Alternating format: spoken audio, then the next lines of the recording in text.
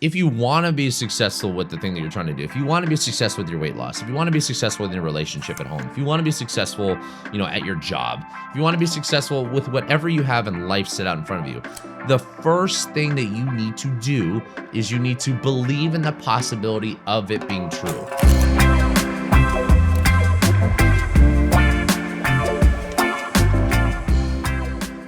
Okie dokie. Episode 18 of Pursuit of Balance. We're going to talk about how biases can shape your life and decisions, and how limited beliefs can be limiting your true potential, right? I think about this a lot during certain times of year because I see it more frequently. And I will say, just as far as conversations go, I talked about this a little bit when I forget what episode this was. I think I was talking about like open-mindedness is a superpower. One of the things that I've personally always struggled with is like being around a very closed-minded individual. It's just like hard to communicate with. It's hard to talk to.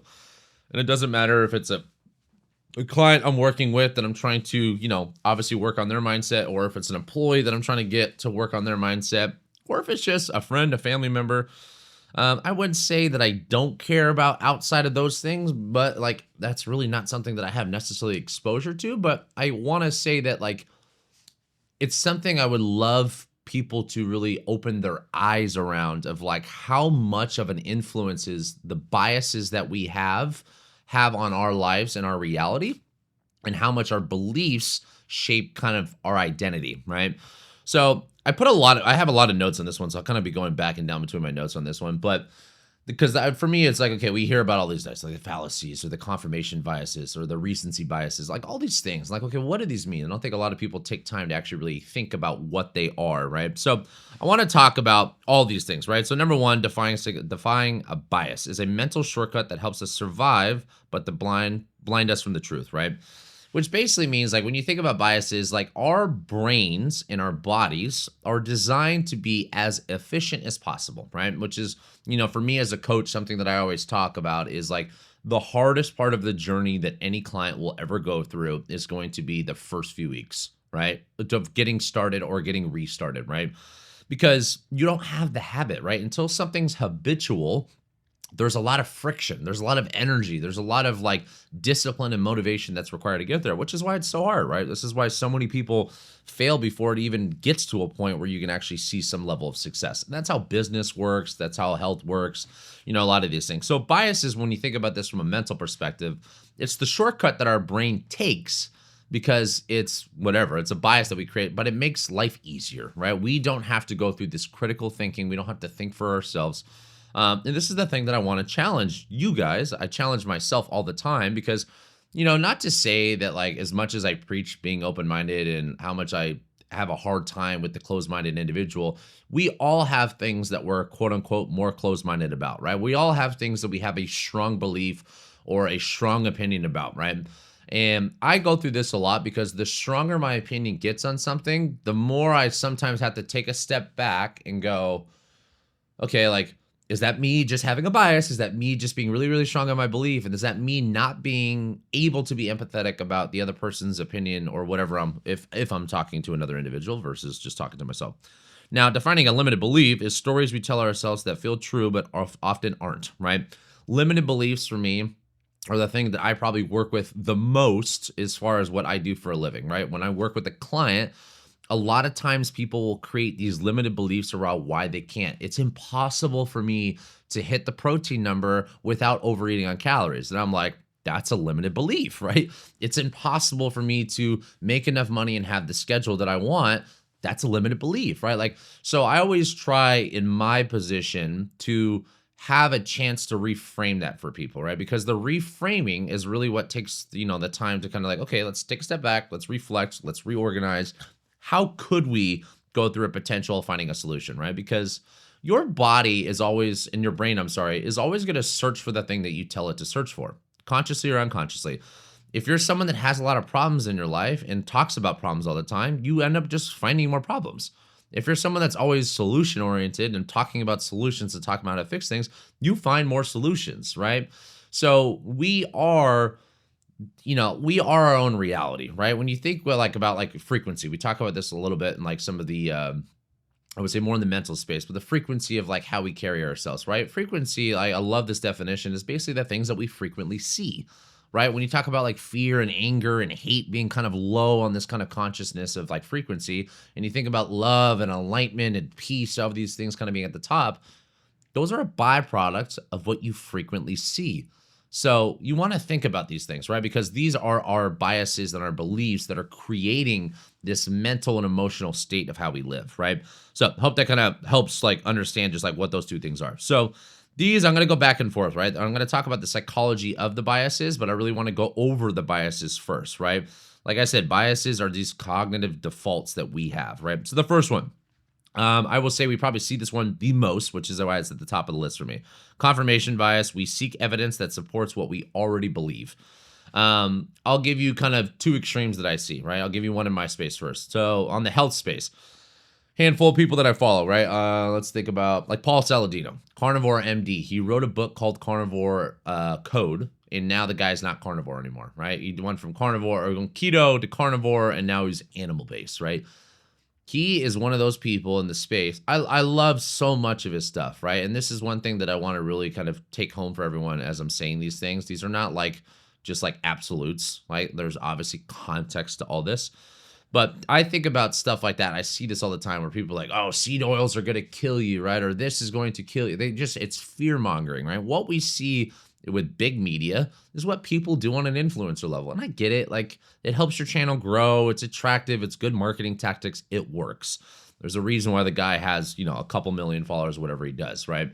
So when you create these really, really strong stances, but by definition, that is a confirmation bias, right? He is choosing to only look at the data that is aligned for what he believes in, right? When someone presents data that challenges him, and you see these people in the space, and this is why the nutrition space is so funny to me. It's like little children going at each other sometimes, which is kind of like politics, which is my other example.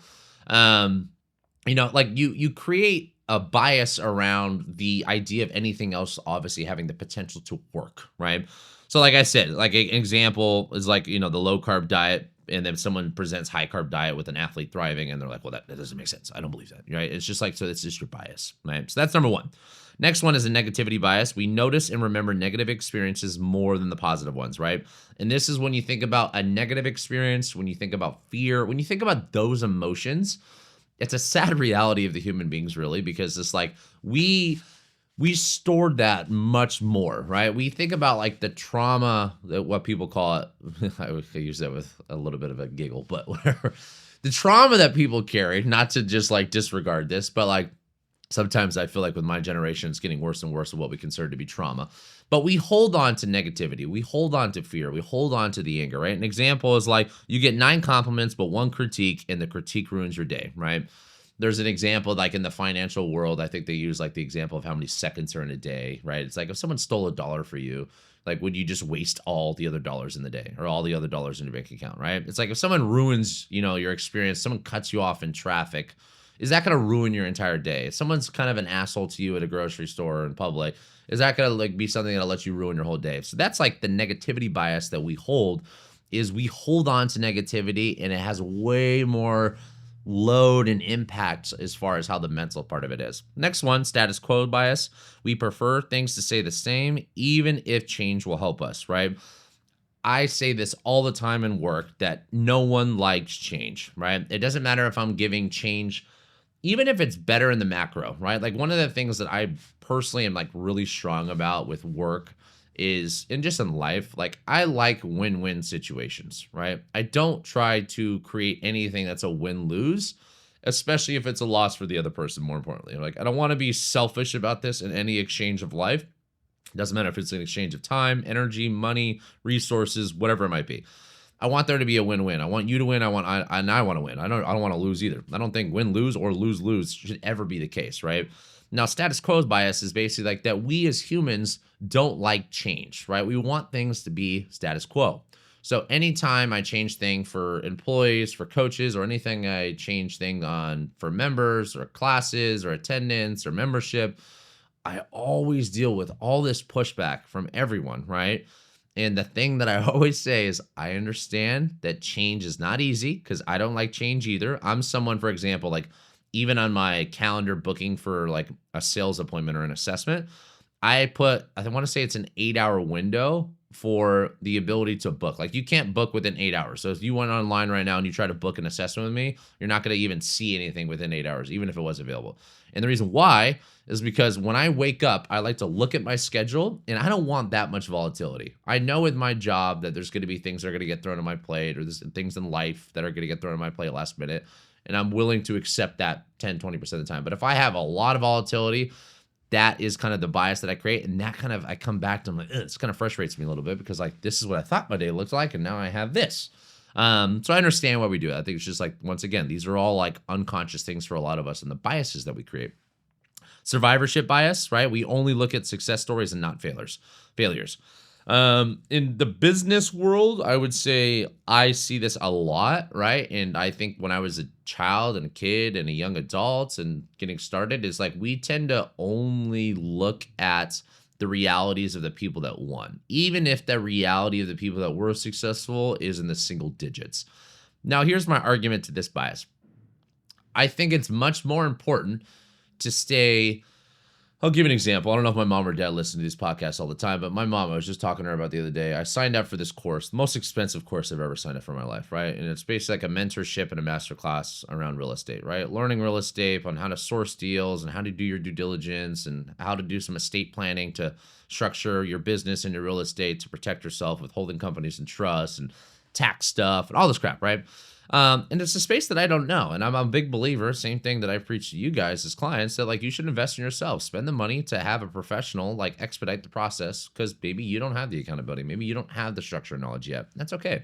And I told my mom that, and she just like, I called her a negative Nancy. I was like, you're being a negative Nancy. She's like, well, you don't need to spend any money. That's crazy to spend that much money on that, right? And I'm like, well, like, I think investing in your education is probably the best thing, right? And she's like, well, we could have taught you that. I could have taught you that. And I'm like, well, I'm 34 years old and I haven't learned it yet. So for me, it's just like an interesting thing that like, a lot of times some people will look at failure and some people will look at success, right? But for me, have a lot of that, right? It's like, I'd rather just focus on the success. As I've gotten older, as I've kind of had more battle scars, I've seen some of that change, right? When you get exposed to failures, you get exposed to things not working, you get exposed to something not being perfect, your brain naturally kind of comes back to that, like, okay, negative outlook sometimes unconsciously, like, oh, like maybe this won't work. But I don't ever want that to kind of be the side of the brain that I go to. Self-serving bias is the next one. We credit ourselves for wins, but blame others for losses, right? Like I crushed that sale versus they weren't ready to buy, right? Is the example that I wrote down. When you think about a self-serving bias, this reminder for me was always like, these are the worst managers to work for, right? There's nothing worse than playing on a team for a leader or a coach or working for a company with a manager or an owner that has this, right? Because for me, I've always tried, I don't know if I'm perfect. I don't want to just talk about myself here all the time, but it's easier to think about it that way. To just like make the wins about everyone else. Because like, when I think about culture, when I think about team building, when I think about sports I played with or businesses I worked with, managed or owned, doesn't matter. I think the most important thing for the camaraderie and the culture is to make people feel like they are a part of the win, right? And there are going to be certain people that have a bigger degree of like involvement, and there's going to be certain people that have a smaller involvement. But no one should feel smaller or bigger, right? If that makes sense. I think everyone should understand it does not matter if you're the janitor or the CEO, that you have a role in this company for this company to be successful, or you have a role on this team. Doesn't matter if you're a water boy or you're the starting quarterback, that everyone has a role in this. But a self-serving bias, I think is a really, really bad personality to be around, because they choose to basically like take all like, oh, it was my reason why I made this successful. Or when things go wrong, my fucking team sucks. My employees don't do this. My athletes aren't doing this, right? Sunken cost fallacy. We stick to something just because we already invested into it, right? Staying in a toxic job or toxic relationship is what I wrote down. Even if you've been there for years, this one is a big one for a lot of us. This is where the gambling addiction comes from. This is where a lot of toxic relationships come from both work and life with partners. It's one of those things, and it's normal, right? Like the longer you've been in something, the more invested you are. The longer or the more money you put in something, the more obviously invested you are. It is a very natural human psychological response to say, I've already made it this far. I should just fucking keep pushing. I know it can get better. I know it can get better. But after weeks or months or years or decades of you being punished, there needs to be a pull the plug moment on some of these situations in life, right? And that's where I think a lot of us kind of get in trouble is we think that like, okay, well, like I can just like push through this. And we see this, and this is why in relationships, some people are just like unhappy, but they're still in a relationship. It's like, but I get it, right? But this is obviously what that is. That's a fallacy. Availability. We assume that the easiest to recall the most, oh, sorry. We assume what's easiest to recall is the most likely to be true, which is a little bit in a degree of this hierarchy of like recency bias, probably for me. Like when we just hear something, we like share it, right? And I think about this with like the recency bias a lot. Like when I learned something new, like I remember like during the pandemic, I did a lot of nutrition work as far as like workshops, certifications, and books that I read. And my conversation around clients was a lot of nutrition, right? So we hear that with different things, right? But for me, I think confirmation bias, yeah, I put it as number one because that's the thing I say the most. Like I give you the diet example. For me, when I get a little sensitive around, the politic climate sometimes because it makes me sad to see people where they get around politics. I was just telling this to Cisco the other week when we were going to the member outing. I was like, it just like religion and politics borderline scare me. Like it makes me sad to see how extreme some people can get, but that is their biases around their beliefs, right? And there's nothing wrong with having a bias. There's nothing wrong with having a belief. I think where I view it as wrong or dangerous or maybe unhealthy is when it's so fixed and so closed-minded of like, is there other possibilities for us to make this work, right? Which is just why I choose to be considered a spiritual person, not a religious person. I'm not a political person for this reason because like, it's just like, it's a territory that I'm like, I don't even want to have conversations about it. I'd rather just live my life and change the things that I want to change in my life myself and just control the variables that I can control, right? So those are biases, right? So to tie it in, our brain evolved for survival, not true. So the stories we believe are often protective and not progressive. Okay, the role of limited beliefs, right? Limited beliefs, I kind of touched on this a little bit of like, oh, I can't hit my protein without going over in calories. Like, these are the limited beliefs that we feed us. So I'm going to kind of wrote down a couple again. I'm not the type of person who, ... This could be filled in with whatever. I don't have the time. I'm bad with money. I can't lose weight because of my genetics. I'm not ready yet. Limited beliefs are like mental biases turned inward, self-imposed filters on possibilities, right? Your limited beliefs, I will say, in my opinion, so biases kind of shape our reality and beliefs kind of shape our personality, right? A lot of people, because like for me with this podcast, my job for a living, my biggest thing that I preach at the foundation of all of this is the mindset, right? And this is why I love talking about mindset in the podcast more than anything, more than training, more than nutrition, more than a lot, right? But your beliefs are going to be the thing that are going to allow you to create your successes or destroy them, right? So I always say this, like in order for you to truly want something, you have to first believe that you can do so, right? I was talking to my buddy, this is 2 weeks ago, we were golfing, right? We're coming back and I was telling him about this real estate thing. He was like, yeah, but you just like, you love the process. You just love doing more. You love doing that. He's like, that's just not my style. And nothing like wrong. Like, I mean, it's just like, we were both just conversating about it, right?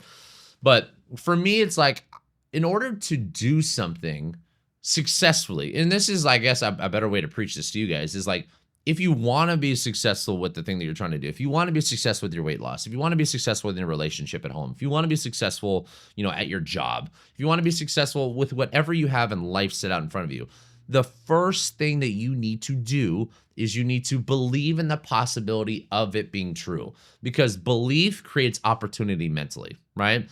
Limited beliefs is basically you already saying and creating excuses around the things that aren't quote unquote possible. Possibility stems from a mental state, right? It's not like, oh, well, no one's ever done this, right? It's like the story of, I forget the guy that broke the 4-minute mile. It's like no one broke the 4-minute mile. I want to say this is like the 50s, right? I could be butchering the story a little bit. And then as soon as he hit it, like 12 people hit it the next year, right? And it goes to show you like the power of belief. The power of you believing in something creates the opportunity for you to actually have the capacity to do so. So on the other end of it is like common limited beliefs. Like we need to reframe this, right? We need to, and the hard part, and this is like, like I'm trying to, I want to connect the two with the next section. And then it kind of like, what are the things that you can do to work on them? The hard part is like when you're in a state of negativity or pessimism and You always just kind of looking for the bad. You're always talking about the problems. Like, a lot of people, and this is why, my wife knows this really well. Like, I hate when people gossip. Like, it's just for me, I'm not someone that likes to affiliate myself with gossip. It's just like, if you want to talk crap about anything or anyone, like, I'd rather like have fun and joke around. If I'm going to talk shit, I'd rather talk shit to you. I don't like when people gossip about things or people that A, they're not doing to change, or B, the person or the subject is not even there. Always something I've kind of had. That's my bias around that. That's my belief around that. But like, gossip by definition is just basically you choosing to just talk about problems, right? It's you choosing to complain about things, right? And I see this with work of like, I think about this all the time because like one of the things that I'm kind of going through on my professional journey of life is like, okay, how do I get really, really talented people, right? And then like the way that I looked at it first, my framing of it is like, out of all the people that I have on this team, all the high performers, right? The ones that are just doing a phenomenal job that need less managing, they're self-motivated, they're killing it, they're making great money, they're making great impacts on clients. Then I have some that like, I wouldn't say there's anybody on my team that I feel is like bad because I wouldn't have them on the team. Then there's some that are like, they're struggling to kind of get into that next gear, get into that next level. And the ones that I look at on the ones that are like, hey, they're not in that gear that we want to get them at yet. A lot of times it's just these little micro excuses or these little limited beliefs, these things, and they get in their own way, right?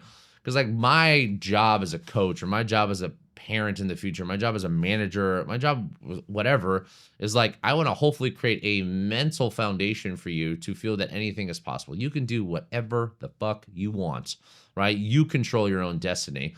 Hopefully I'm just going to give you the roadmap, right? Same thing with clients. Like I'm not going to lift the bar for you. I'll tell you how many reps. I'll push you harder than you can push yourself. I'll coach you how to do it correctly. I'm not going to be able to make the impact for you and your clients. I'm not going to be able to make the money for your paycheck, right? I'll be able to provide it. I'll give you clients. I'll give you the resources and skills, but I can't do it for you, right? So that like my job is to hopefully empower you by giving you the resources and knowledge or giving you the structure and direction. I'll hold you accountable to the best I can. The thing that's hard to work with is, I always say this, like the hardest client, the hardest employee, the hardest person to work with is a very unmotivated person, a very closed-minded person. Like they're in their own way, right? And it's sad, right? Like it really, for me, it makes me sad because like I obviously want to make a positive change on everyone's life. And this is like why I spend time doing this. It's like, okay, I don't make any money on a podcast and I don't really ever plan on doing it. It's just like, I want to do it to share and make people better. So those things I think would require you kind of reframing how you think about your life and how you think about the possibilities and the solutions around whatever current hurdle, obstacle, or problem maybe that you are dealing with, right? So connecting the two, a couple things I wrote down: biases, how you interpret it, or how you interpret reality; belief, how you interpret yourself, right? So strategies to break it. I wrote down a couple things. I'm trying to think like some of these things. I mean, okay, I'll go with the first one: data over everything, right? Like for me, like logic over emotion has to be kind of like the thing that we need to fall back to because remember this, we are emotional beings, right? You are always going to be more emotional. You'll always take more action on emotion. When we talk about sales training, I always say, get them emotional, get them excited, have a transfer of energy because emotion's what makes buying decisions. Logic is what confirms the decision that they made emotionally, right? We all have things that we make quote unquote more emotional buying decisions on. And that's fine. Like I'm a car guy. Like I won't go buy myself a $40 shirt, but I'll go buy myself a $100,000 truck. And I'm like, hell yeah, a truck. I love cars. It's like I was emotional about it. I don't care. I'll spend money on things that I believe in, right? So when you think about like some of the reframing is like, look at data, right? Like let data be the driving force, right? So let's use health as an example for this part of this conversation. Like I'm wearing a Whoop right now. I've done a continuous glucose monitor. I do blood work. I want to look at some of the data around myself of, is this working or is this not? So if I make a change in my diet, make a change in my lifestyle, make a change in whatever, and I reassess via data, and data improves, it's working. If I make a change based off what other people tell me because of the biases I've created around it, and the data does not improve, is that reality? Is that like something that's bullshit? So I always like to come back to like use data. I'm very big with data with my business. I have a lot of just just Google Sheets for everything. Thanks to Cisco. I love data. I'm a numbers guy. I think very logically on how I want to move forward with things. Now I am very emotional right? Like I always tell people, it's funny when people say this joke, like, well, some people are just I think everyone's emotional, right? Some people might have like more sadness emotion, right? Some people might have more anger emotion. I'm probably more on the anger side of like, I just like want things done fast. I want to do things. So like I'm very short fused.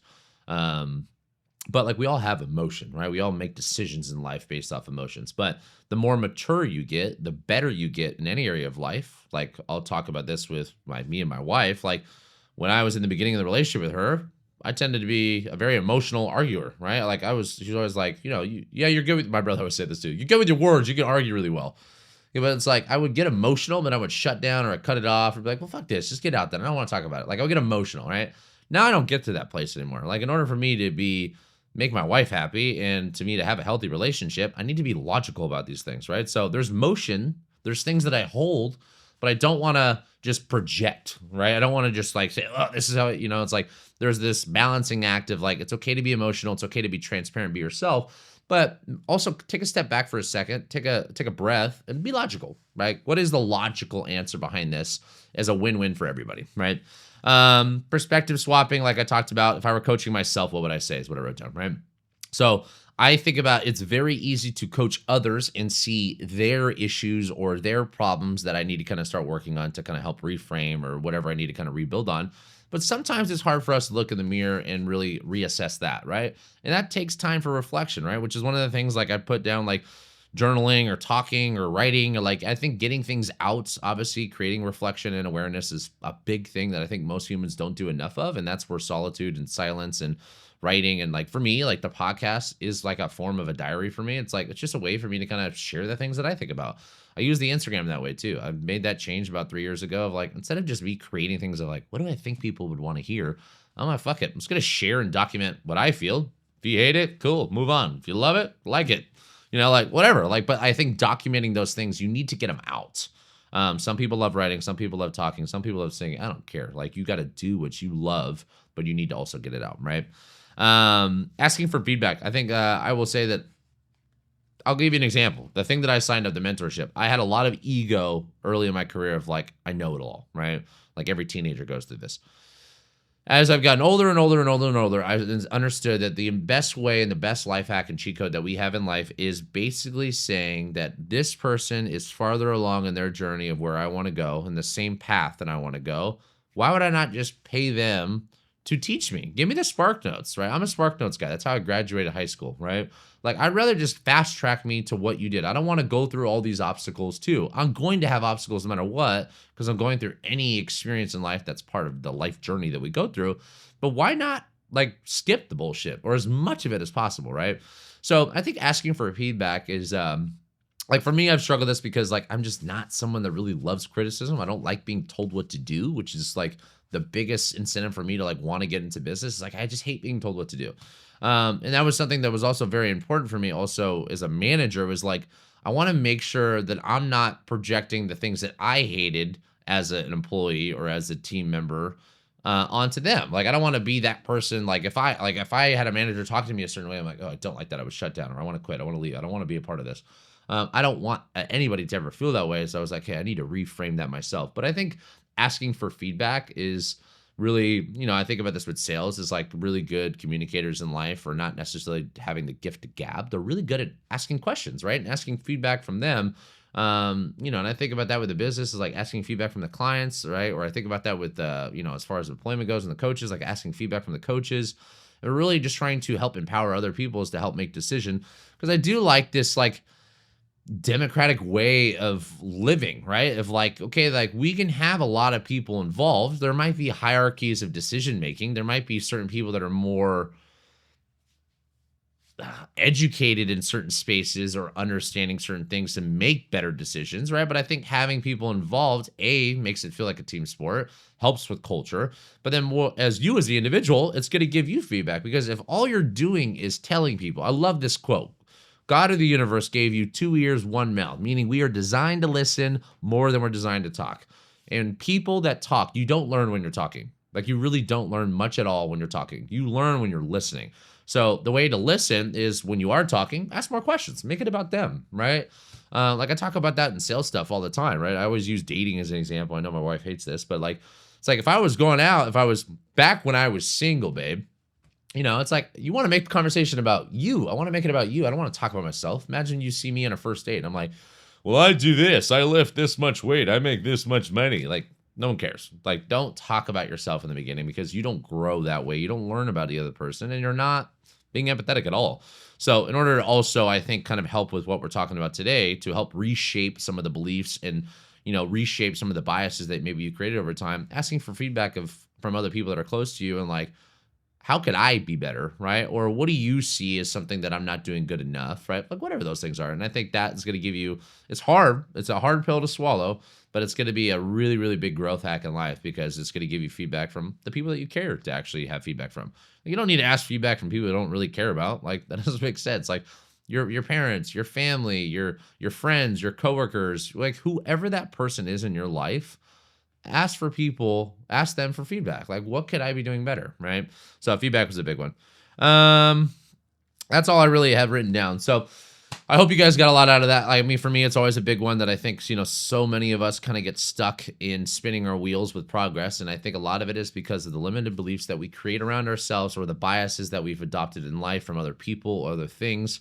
And just understand that the influence that other things and people and media and all these things have on us, it's really, really important in life to have moments to critically think for yourself, right? To be, I heard this quote that was like, nothing's selfish, right? Which I was like, okay, that's interesting everything is selfish, right? Even when we're being selfless, we're doing it to feel good about ourselves. Like, so when I'm doing something to help another person, inherently it makes us feel good. So as a byproduct, it's also selfish, right? I think it's really, really important to like be selfish, but you need to also, it's kind of like the theory of like, you can't pour from an empty cup. So I think being selfless comes from first being selfish first, right? And another thing that I heard about, this guy, it's like big in AI and like this kid, he's like works with it's like a kid academy or teenager thing. And he was like, what do you think about like AI in school? He's like, do you think it's wrong for teachers not allow us to use AI? And he goes, I think it's actually a stupid thing that they are not allowing it because like the school system is designed around getting us to memorize, not so much learn, right? Which is why I have my ticks with some of the education system, right? Or most of the education system. AI is an interesting conversation, and this might be a whole separate podcast of like, are we cooked? Like, is the next generation fucked? Or in my experience so far, I use AI a lot with a business. I use AI a lot with prep, and I use AI a lot just for general questions. And I think it allows you to expand on some of the things that you don't fully understand, but it allows you to ask the right questions. Like you need to critically think for yourself, right? Versus just rely on AI or rely on a person's opinion or rely on what the television's telling us because everyone is going to have their biases, their beliefs, and their opinions, right? Some people are very convincing because they have a lot of conviction. And it's very natural because it's easier to be like, well, if they believe that, I believe that. Well, it's like, why? Like challenge yourself. Ask yourself, why do you believe that? Or why do you believe in that? And if you can't answer that question, that might be all the data you need that maybe you are someone that has a bias or belief created from something else, right? Maybe you don't actually truly believe that yet. So you give yourself the opportunity to really think about like, okay, how do I reframe these things? How do I critically think for myself and the outcome that I want in my life to better whatever that might be, right? All right, guys. Well, hope you enjoyed that one. I'll see you guys next week. Take care.